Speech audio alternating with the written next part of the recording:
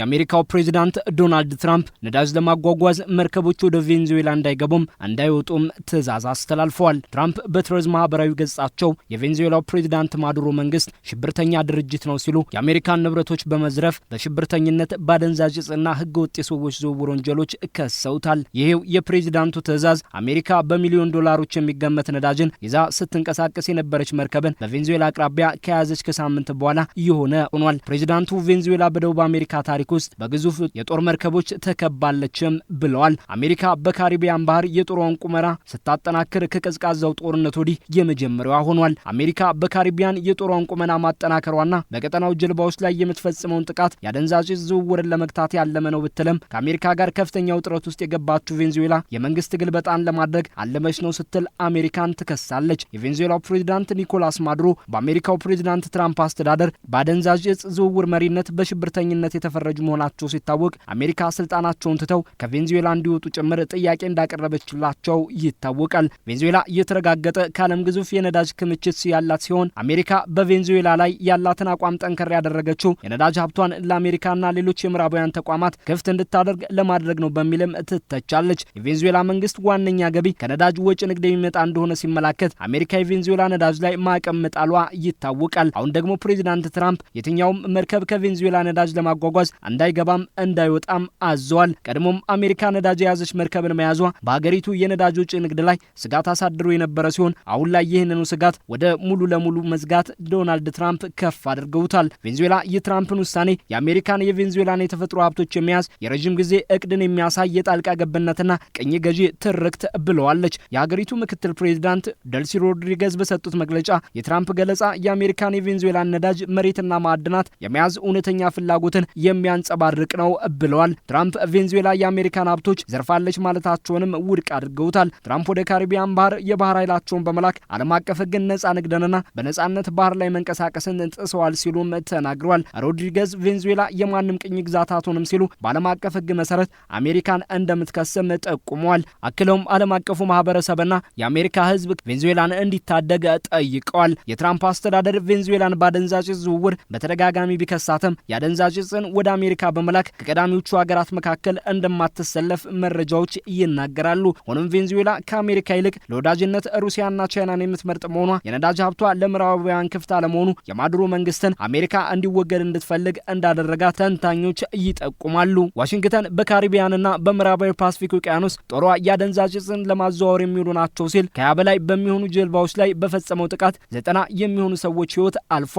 በዓለም አቀፍ ውሃዎች ላይ ያለምንም ፍርድ መሰል ጥቃትን መፈጸም ዓለም አቀፍ ሕግን የሚጥስ ነው በሚልም አሜሪካ ትችት አስተናግዳለች። ጥቃት የተፈጸመባቸው ጀልባዎች አደንዛዥ ዕፅን መያዛቸውን የሚያሳይ ማስረጃ ባለማቅረብም የትራምፕ አስተዳደር ይወቀሳል። አስተዳደሩ ከውስጥ ጭምር ትችቶችን እያስተናገደ ያለበት ክስተትም ሆኗል። የአሜሪካ የጦር መርከቦችና ወታደሮች ወደ ቀጠናው ተልከው የነበሩት በጎርጎሮሳውያኑ 1989 የነበረ ሲሆን ዋሽንግተን በአደንዛዥ ዕፅ ዝውውር ተከሳቸው የነበሩት የፓናማ ፕሬዝዳንት ማኑኤል ኖሪጋን ለማስወገድ ነበር ይህንን ያደረገችው። አሜሪካ ይፋ ዘመቻዋን የጀመረችው የባህር ኃይል አዛዧ ሮበርት ፓዝ በፓናማ ሳሉ መገደላቸውን ተከትሎ ነበር። የሀገሪቱ ፕሬዝዳንትም ስልጣናቸውን ለቀው ወደ ሚያሚ ለመሰደድ ተገደውበታል። በቅርቡ ደግሞ አሜሪካ ከ10 ዓመታት በኋላ የጦሯን ቁመና በካሪቢያን ቀጠና አጠናክራለች። ቬንዙዌላም ዋነኛዋ ጫና ያረፈባት ሀገር ሆናለች። የቬንዙዌላው ፕሬዝዳንት ማዱሮም ከስልጣን እንዲለቁ ትልቅ ጫና አርፎባቸዋል። ትራምፕም ሆኑ የቀድሞ የአሜሪካ ፕሬዝዳንት ጆ ባይደን የቬንዙዌላው ፕሬዝዳንት ማዱሮ ከስልጣን እንዲለቁ ፍላጎታቸውን ያንጸባረቁ ሲሆን በተለያዩ ማዕቀቦችም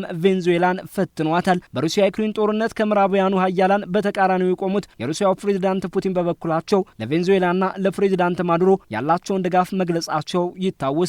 ፑቲን ምንም እንኳን ቬንዙዌላ በአሜሪካ ጥቃት ቢከፈትባት ጦራቸውን ይልካሉ የሚል ግምት ባይኖርም የጦር መሳሪያዎችንና ወታደራዊ አማካሪዎችን ግን ልትልክላት እንደምትችል እየተጠቆመም ነው። ለቬንዙዌላ ዋነኛ የገቢ ምንጯ ነዳጅ መሆኑ ሲታወቅ ትራምፕ ነዳጅ ለማጓጓዝ መርከቦች ወደ ሀገሪቱ እንዳይገቡም እንዳይወጡም አዘዋል። ፕሬዝዳንቱ ባሳለፍነው ሳምንት 6 ተጨማሪ መርከቦች ላይና የማዱሮ ቤተሰቦች ላይ ማዕቀቦችን መጣላቸው ይታወሳል።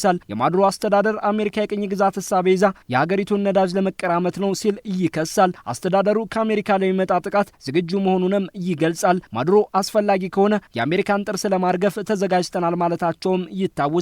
ምንም እንኳን የቬንዙዌላ ጦር ከአሜሪካ የሚስተካከል ባይሆንም አሜሪካ ከየብስ ይልቅ የአየር ጥቃትን ልትመርጥ እንደምትችል ይገለጻል። በካሪቢያን ቀጠና የተገኙት ግዙፍ የጦር መርከቦቿም ሚሳኤሎችን ጭምር ማስወንጨፍ የሚችሉ ናቸው። ከተንታኞች መካከል ፕሬዚዳንት ማዱሮ በጫና ብዛት ከስልጣን እንዲወርዱ ለማስፈራራት እንጂ ሙሉ ጦርነትን በቬንዙዌላ ላይ አትከፍትም የሚሉም አሉ። ያመኑ ከምንጊዜውም በበለጠ ቁመናው የአሜሪካ ጦር በካሪቢያን ተገኝቷል።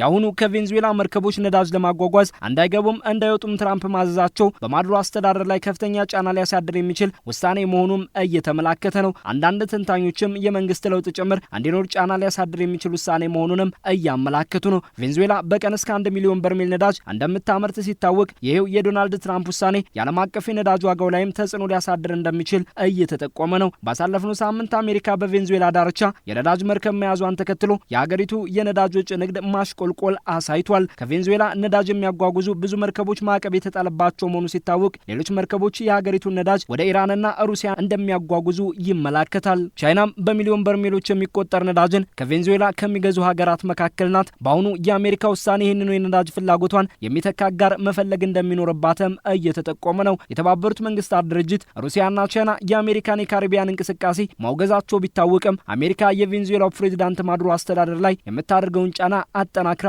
ቀጥላለች። ፕሬዚዳንት ትራምፕ ማዱሮ ከስልጣን እስካለቀቁ ጫናቸውን በማጠናከሩ እንደሚቀጥሉም እየተመላከተ ነው። ትራምፕ የቬንዙዌላን የነዳጅ ወጪ ንግድ የሚጎዳ ውሳኔንም ማንም መርከብ የቬንዙዌላን ነዳጅ ለማጓጓዝ ወደ ሀገሪቱ እንዳይገባም እንዳይወጣም በማዘዝ አሳልፈዋል። ቬንዙዌላ በበኩሏ የተፈጥሮ ሀብቴን ለመያዝ ያለመ ውሳኔ ስትል የአሜሪካ ሕዝብም ሆነ ዓለም አቀፉ ማህበረሰብ የትራምፕ አስተዳደር ውሳኔን እንዲያስቆምላት ጠይቃለች።